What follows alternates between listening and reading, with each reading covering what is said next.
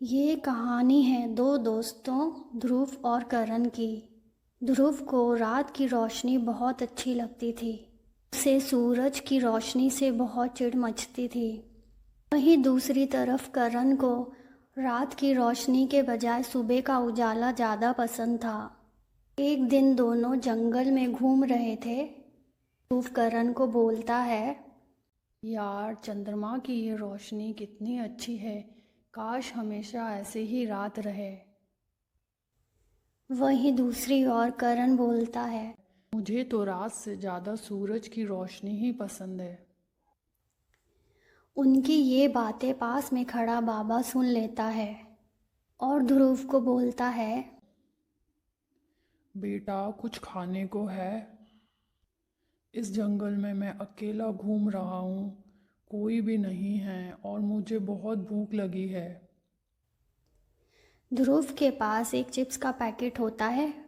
वो उसे बाबा को देता है और बोलता है, लो बाबा, मेरे पास ये ही बचा है। इससे आपकी थोड़ी भूख तो मिट सकती है। बाबा चिप्स का पैकेट ले लेता है और चिप्स खाने के बाद फिर बाबा करण को बोलता है, बेटा, कुछ पीने को है? मुझे बहुत प्यास लगी है। करण जूस की बोतल बाबा को देता है और कहता है, बाबा, लीजिए इतना। बाबा जूस पीता है और दोनों का शुक्रिया करता है। बाबा दोनों से पूछता है कि वो दोनों जंगल में क्या कर रहे हैं। तो ध्रुव बोलता है, बाबा, मुझे ये चंद्रमा की रोशनी बहुत अच्छी लगती है। मैं हमेशा ये चांद की रोशनी में ही रहना चाहता हूँ।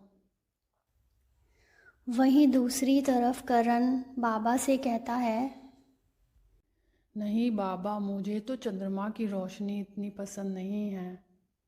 मुझे रात के अंधेरे से बहुत डर लगता है। वो तो मैं ध्रुव के कहने पे यहाँ आ गया। मुझे तो सुबह का उजाला ही अच्छा लगता है। सुबह की रोशनी ही अच्छी लगती है।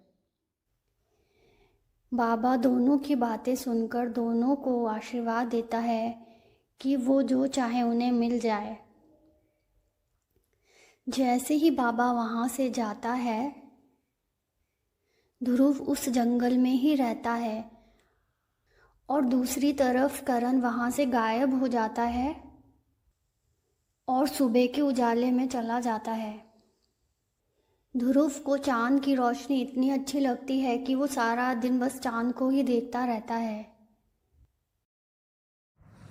और दूसरी तरफ करण अपने दिन की शुरुआत सूरज की किरणों से करता है और अपना सारा काम निपटा कर ऑफिस चला जाता है। और इस तरह दोनों की ज़िंदगी अलग अलग हो जाती है। ध्रुव सुबह का उजाला नहीं देख पाता और वहीं दूसरी तरफ करण रात की रोशनी नहीं देख पाता। इस तरह वो दोनों अपनी अलग अलग ज़िंदगी जीने लगते हैं। कुछ दिन निकल जाते हैं।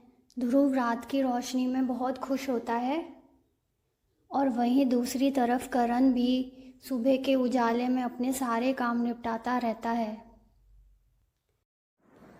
कुछ दिन के बाद ध्रुव कहता है, यार, ये रात की रोशनी अच्छी तो है, पर अब मैं बोर होने लगा हूँ।